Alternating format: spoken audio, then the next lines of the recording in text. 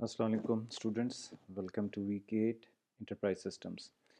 अच्छा बेटे, आज का जो हमारा टॉपिक है या आज के जो वीक के हमारे पॉइंट्स हैं जिसको हमने डिस्कस करने हैं अपने लेक्चर में, it is about the development life cycle. जैसे आप लोगों ने देखा है कि हमारा जो इंटरप्राइज सिस्टम में हम ग्रेजुअली मूव ऑन करते जा रहे हैं और फ्रॉम डिफरेंट एस्पेक्ट्स हम अपनी नॉलेज गेन करते जा रहे हैं ताकि हम इंटरप्राइज सिस्टम्स को मज़ीद बेहतर तरीके से समझ सकें। अ, अभी आपने देखा था कि जी हमारा जो लास्ट लेक्चर था उसमें हमने या प्रीवियस हमारे टॉपिक्स थे उसमें हमने एंटरप्राइज सिस्टम्स को डिफरेंट लेवल से या डिफरेंट पॉइंट ऑफ व्यू से देखा, जिसमें आपके पास आर्किटेक्चर्स, इम्प्लीमेंटेशन स्ट्रेटजीज वगैरह आई। अब one of the very important aspects of enterprise system is the development life cycle. Being a software, having the knowledge of the softwares, और जैसे आपको हमने डिस्कस भी किया था कि हमारे पास एंटरप्राइज सिस्टम में डेवलपमेंट पॉइंट ऑफ व्यू से भी काफ़ी अपॉर्चुनिटीज़ हैं। तो हमें वो लाइफ साइकिल के बारे में पता होना चाहिए कि जब आप एंटरप्राइज सिस्टम्स को डेवलप करते हैं तो वो कौन सी इंपॉर्टेंट लाइफ साइकिल्स होती हैं या कौन से स्टेप्स होते हैं या ओवरऑल लाइफ साइकिल में होता क्या है वो हमने देखना है। सो आज का जो हमारा लेक्चर होगा, इसका फोकस ओवर दीज इश्यूज़ होगा कि हमारे पास एंटरप्राइज सिस्टम स्कीम या ईआरपी की डेवलपमेंट लाइफ साइकिल क्या है। And this is the last lecture before the mid term. तो बेटे यहाँ तक आपके पास मिड टर्म में जो कंटेंट्स हैं वो आएंगे। So this thing is included in your mid term. ठीक हो गया जी। अच्छा, these are the learning objectives.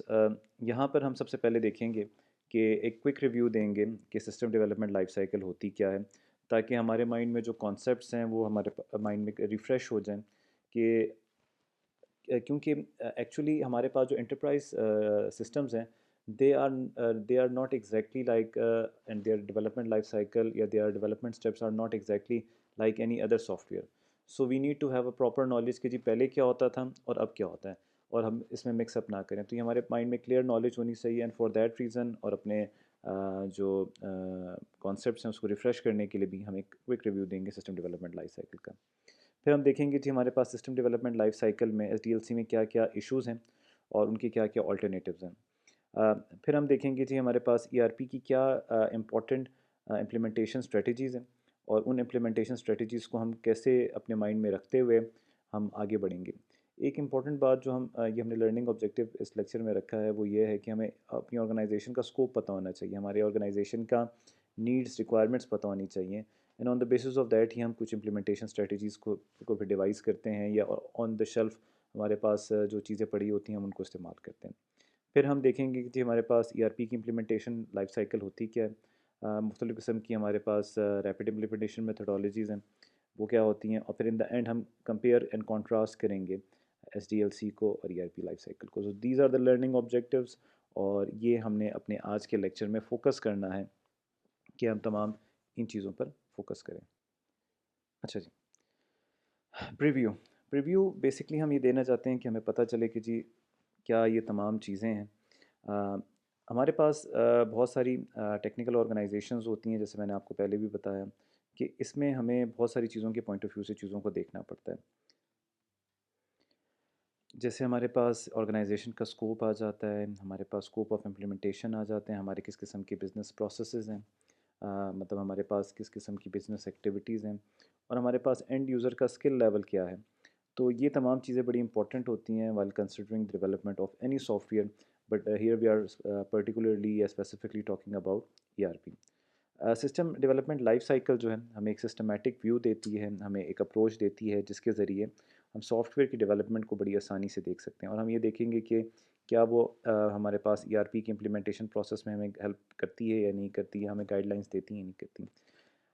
Similarly हमारे पास हमने ये भी आइडेंटिफाई करना है कि हमारे पास क्या क्या रोड ब्लॉक्स हैं, यानी क्या क्या हमारे पास वो चीज़ें हैं जो हमारे पास हमें अपने माइंड में रखनी चाहिए जब हम सिस्टम डेवलपमेंट को या ईआरपी की डेवलपमेंट को देखते हैं कि वो क्या क्या हर्डल्स आएंगे और उन हर्डल से हम कैसे ओवरकम कर सकते हैं।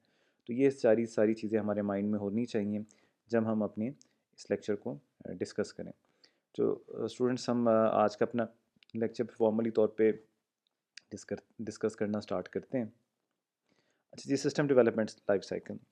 सिस्टम डेवलपमेंट लाइफ साइकिल आपको पता है कि एक सिस्टमेटिक व्यू है और एक प्रोसेस है जिसके ज़रिए हम हमारे पास जो एक प्रोजेक्ट आता है, फॉर सॉफ्टवेयर डेवलपमेंट। हम उसकी प्लानिंग करते हैं, हम उसकी डिज़ाइन करते हैं और फिर हम क्रिएट करते हैं। यहाँ पर हम वर्ड इंफॉर्मेशन सिस्टम इस्तेमाल कर रहे हैं एज अ जेनेरिक वर्ड, लेकिन स्पेसिफिकली हम यहाँ पर अभी तमाम सॉफ्टवेयर्स की बात करते हैं कि हम एक ऑर्गेनाइजेशन के लिए जब करते हैं तो बेसिकली हमारे पास एक सिस्टमेटिक व्यू देते हैं। अ, हमारे पास जब हम एक नॉर्मल सॉफ्टवेयर डेवलपमेंट की बात करते हैं और हम उस सॉफ्टवेयर प्रोजेक्ट को हम डेवलप करना चाहते हैं थ्रू SDLC, तो वो चीज़ें हमारे लिए समटाइम्स सिंपल हो जाती हैं, क्योंकि या हमारे पास उसका नेचर या उसका स्कोप डिफरेंट हो जाता है। क्योंकि वहाँ जब हम बात करते होते हैं, हम बात करते होते हैं एक इंडिविजुअल नीड की या एक सिस्टम की हम बात करते होते हैं। जब हम ERP की बात करते हैं तो हमारे लिए हमने SDLC को from this point of view देखना है, जो मैं भी डिस्कस करने लगा हूँ कि यहाँ पर हमारे पास थाउजेंड्स ऑफ बिज़नेस प्रोसेसेस की हम बात कर रहे हैं। थाउजेंड्स ऑफ बिज़नेस प्रोसेसेस का मतलब है, जैसे हमने देखा था कि हमारे पास मुख्तलिफ़ किस्म की बिज़नेस लॉजिक्स होती हैं। वो हमारी ऑर्गेनाइजेशन की स्पेसिफिक बिज़नेस लॉजिक होती है, ये जो हमें वेंडर हमें प्रोवाइड करता है वो होती है। उसके मुताबिक हमने चीज़ों को देखना होता है। Similarly at the same time हमारे पास बहुत सारे clients at the same time हमारे पास इस सॉफ्टवेयर को इस्तेमाल करेंगे और इनको हैंडल करना काफ़ी कॉम्प्लेक्स हो जाता है। तो ये चीज़ें हमने अपने माइंड में रखनी है, लेकिन साथ ही साथ हमारे पास कोई स्ट्रक्चर्ड मेथडोलॉजी होनी चाहिए जिसको हम इस्तेमाल करें, और ताकि हमारे पास कोई मिसहैप या हमारे पास कोई बॉटलनेक्स या रोड ब्लॉक्स ना आए, ताकि हम एक लार्ज सिस्टम को डेवलप कर सकें। और डेफिनेटली ये एक इंडिविजुअल का काम नहीं होगा, इसमें हमारे पास बहुत सारे टीम मेंबर्स होंगे जिनकी डिफरेंट ड्यूटीज़ होंगी और एक कोऑर्डिनेशन से बनेगा। तो ERP का जो स्कोप होता है वो काफ़ी वसी होता है या काफ़ी ब्रॉडर होता है as compare to normal. Again हमारे पास जो जब हम एक सिस्टम अप्रोच की बात करते हैं या सिस्टमेटिक अप्रोच की बात करते हैं, तो इसमें हमारे पास क्या होता है, जैसे आपने SDLC में देखा था, और SDLC है ही एक सिस्टमेटिक अप्रोच या सिस्टमेटिक प्रोसेस है, जिसमें हमारे पास जो बड़े ब्लॉक्स होते हैं, हमारी बड़ी प्रॉब्लम होती है, उससे हम स्मॉलर प्रॉब्लम्स को डिवाइड करते हैं। और हम उसको स्मॉलर प्रॉब्लम्स में डिवाइड करने की दो रीज़न्स होती हैं। एक तो हमारे पास प्रॉब्लम का स्कोप छोटा हो जाता है और उसे फिर मैनेज करना भी आसान हो जाता है। और फिर हम इसको एक हायरार्किकल मैनर में लाते हैं, ताकि हम क्या कर सकें, सिस्टमेटिकली हम उसको स्टेप बाय स्टेप सॉल्व कर सकें। सो SDLC system development life cycle की भी यही अप्रोच है जो हमने डिस्कस की है, लेकिन साथ ही साथ मैंने आपको एक ओवरव्यू दिया जिसमें हमें ये पता होना चाहिए कि हमने अपने माइंड में जो अभी जितनी भी हमने ERP की या एंटरप्राइज सिस्टम्स की नॉलेज रखी है, हम अभी साथ ही साथ सिस्टम डेवलपमेंट लाइफ साइकिल को पढ़ते पढ़ते या डिस्कस करते करते उसे ना भूल जाएं, वो हमने अपने माइंड में रखना है। ठीक हो गया जी। सो बेसिकली ये हमारे पास ट्रेडिशनल SDLC की अप्रोच है। इसमें आप देखें कि एक एक साइकिल है, ठीक है, कि आपके पास हो रहा क्या है कि आपके पास एक मिनट जी, अच्छा जी, हम पेन यूज़ नहीं कर सकते। हम क्या कर रहे हैं, हमारे पास सॉरी, हमारे पास जो एक ये ट्रेडिशनल SDLC है, जिसमें हमारे पास हम एनालाइज कर सकते हैं, हम डिज़ाइन कर सकते हैं, हम इम्प्लीमेंट कर सकते हैं, maintain, and this process will be continue.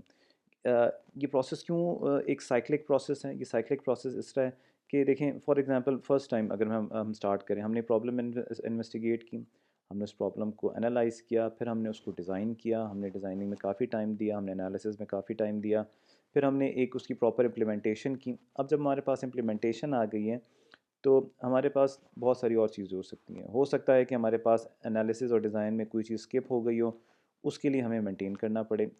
Maintain करने के बाद हम मेंटेन करने के लिए फिर इन्वेस्टिगेट करेंगे, एनालाइज करेंगे। फॉर एग्जांपल हमने सिस्टम को अपग्रेड करना है। सो ये हमारे पास एक ट्रेडिशनल SDLC मेथडोलॉजी है जो हमारे पास चलती रहेगी।